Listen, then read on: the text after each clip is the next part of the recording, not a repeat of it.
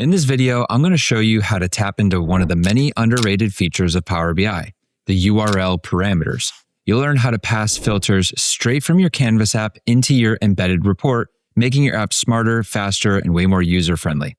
Let's jump in and turn your app into a fully connected analytics experience. So if we switch over to my screen, you can see I've got a very simple Canvas app set up like I usually do. And if I go and play this app, you'll see I've got a gallery on the left and I've got a Power BI report on the right. The gallery on the left represents all of my accounts. And if I select Delta, I should be able to see on the map where is Delta headquartered, and I should be able to see a filtered view of all the contacts at Delta. So because I'm clicking something in the app, I want to filter the Power BI report accordingly. If I have no selection, then I want to see an unfiltered view of this Power BI report. Now, before we get to the answer, how do we do this? I want to point out that I actually did a very similar video to this about 3 months ago on our on-demand learning platform. On our on-demand learning platform, we do this thing called quick hit videos, where every single month, a trainer from our team goes and does a live session for our paid subscribers for the on-demand learning platform. It's only available to people that are subscribed to that platform. And the benefit of it is that it's live. First thing I'm going to do is I'm going to add a containerized screen. So we'll go with a sidebar kind of layout here. On the right, let's get right into it. I'm going to add a Power BI tile to my app. Now, don't be fooled. Just because this control in the app is called a Power BI tile, that does not mean you are limited to only using tiles in your Canvas app. So as soon as we select Power BI tile, you'll see on the right, we first have to select a workspace. I've got this basic report here in our internal training workspace. I've got a quick hit dashboard, and then the tile is the November quick hit. First thing I want to do is make this kind of expand and responsive inside of this container. Now, if you didn't have this set up as a tile, one thing you can also do is go to the advanced properties of this control, and there's actually a property called tile URL. Again, if you don't have a tile, you can actually go to your Power BI report. When you're viewing the report in Power BI, if you go up to File and then Embed Report, and then in a website or portal, this will give you the URL for this embedded report. There will be one key difference here. You'll see in this tile that I had selected, there's no filters. There's kind of less of a Power BI-like experience. Once I swap out this URL for what I just copied to my clipboard, you'll see that at the bottom, you have the different pages of the report. So if this is a multi-page report, you would have access to all those pages right inside of here. Also on the right, you have your filters pane that the user can decide to either leave open or collapse. Basically a full Power BI report experience right inside of your app. All right, so now for the meat and potatoes of the video is how can we get this to filter dynamically based on me, the user, doing something in the app. This report is connected to my accounts and my contacts data inside of Dataverse. So first, I'm going to go ahead and add a gallery and connect that gallery to the same data source. I'm going to connect this to my accounts table. There we go. You can see if I zoom in here, I've got all the same accounts here that I have in my report. Now, the goal of this would be to select one of these accounts and filter down the data in the report. So the way that we do that is by passing filter parameters through the URL of this embedded report. What do I mean by that? Well, if I go to this object, this control in my app, and remember we have this URL.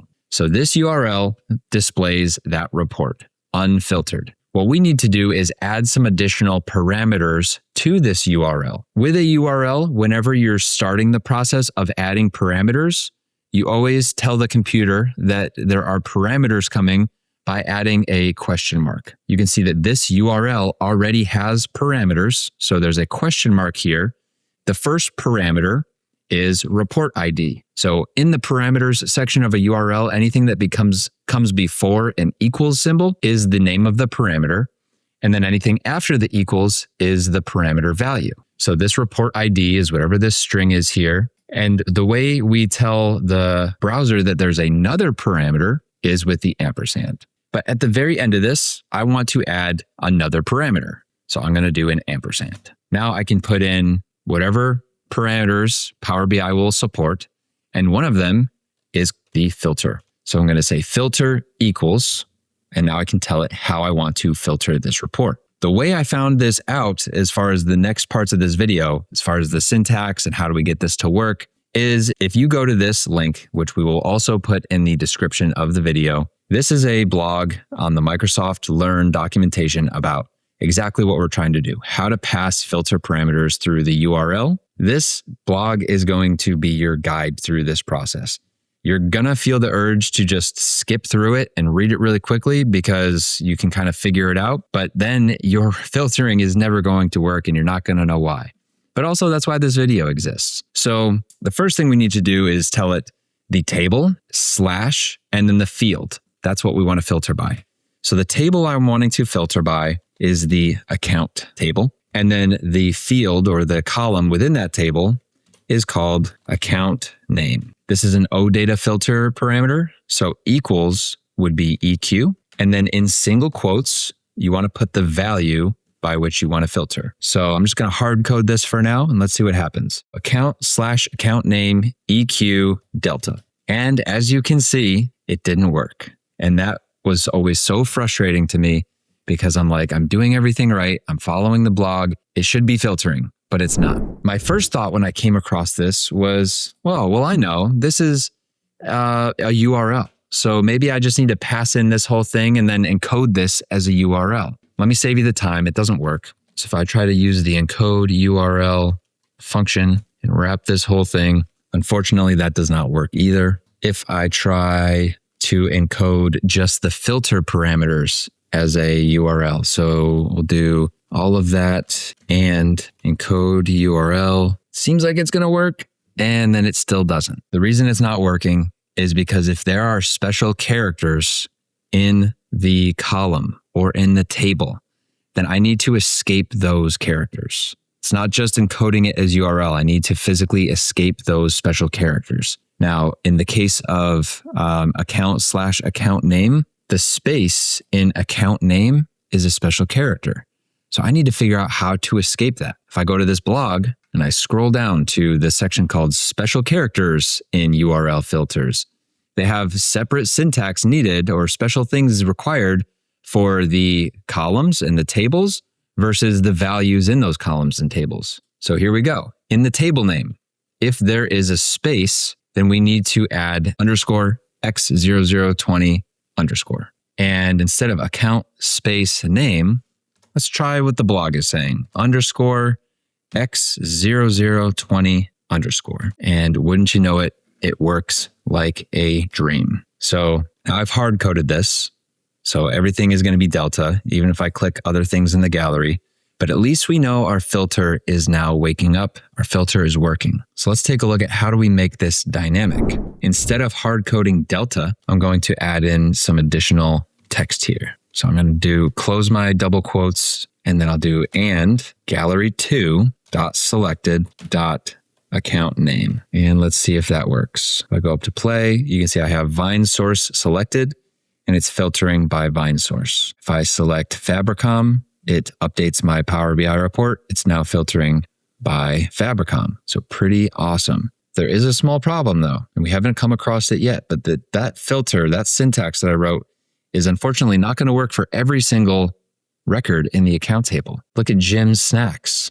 As soon as I click Jim's Snacks, it goes back to showing me all the data. So even though it's not failing, it's not showing me any sort of error. It's kind of silently failing where it can't figure out what I mean, so it's just showing me everything. The reason for that is because an apostrophe in the value that we're trying to filter by is also considered a special character.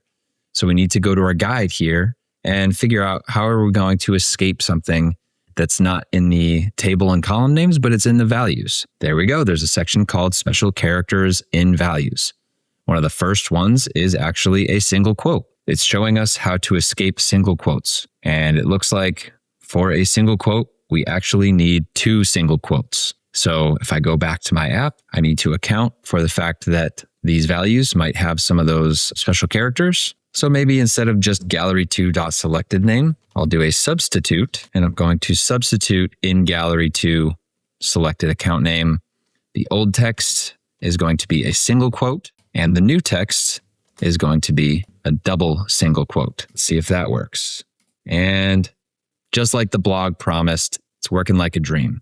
Jim's Snacks is now filtered on the Power BI report. If we go back to one without special characters, it still works great. Now, one thing that I would recommend is you go back to this blog and you look through all of these special characters that are going to need to be replaced and proactively start substituting them in your formula in your Canvas app. If you ever anticipate any of the values you're trying to filter on are going to have a % symbol or a plus sign or a slash, ampersand is like a very common one, Jim and Sons. So you would need to know how to escape these special characters. Maybe you would just write a really long substitute formula here and just do a nested substitute. Maybe you could have a collection in your app of all the special characters with instructions on how to escape them, and you could do a lookup in this formula. So lots of creative ways that you could get around this and escape these special characters. Now, this demo was just a very simple, hey, how do I filter by one column? How do I filter by something simple like an equals parameter? But this blog does a great job of showing you all the different ways to filter by filtering something is in something else or multiple columns, multiple values. So definitely take the time, read through this. Again, this will be linked in the description. If you want access to content like this with a live trainer, then definitely look into our on-demand learning platform. Really hope this was a helpful one for you all. Thanks so much and have a great day.